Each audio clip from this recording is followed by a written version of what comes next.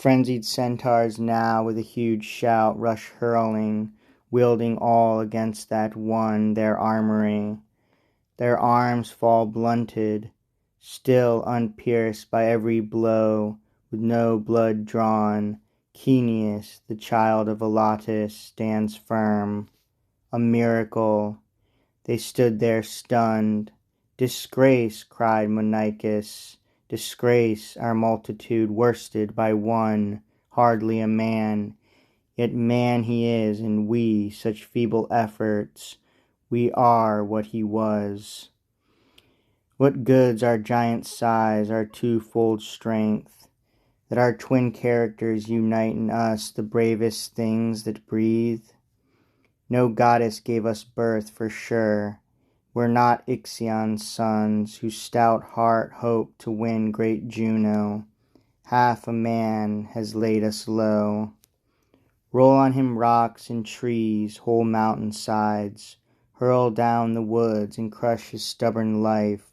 Woods on his windpipe, wait in place of wounds.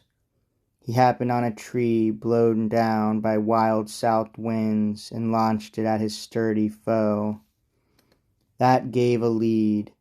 In no time Othrys' sides were stripped of trees, and Pelion lost its shade. Buried beneath the giant pile, Caeneus, tossing and heaving under the weight of trees, sustained on sturdy shoulders the vast mass of timber. Even so the burden towered higher than mouth and head, and he could draw no air to breathe. With failing strength, at times he tried in vain to raise himself to reach the air and roll the high-piled woods away. At times he heaved, as if an earthquake shook the heights of Ida that we look at there. His end remains uncertain. Some declare the wood's vast weight had forced him to the void of Tartarus, but Mopsus disagreed. For from the middle of the mound he saw a brown-winged bird fly up to the bright air. I saw it too, the first time and the last, as Mopsus watched him wheel in easy flight above his camp, and heard his wings huge whir. His eyes and thoughts pursued him, and he cried, "Hail, Caeneus, glory of the Lapith race, once a great hero, now a bird unique." A prophet's words, and we believed.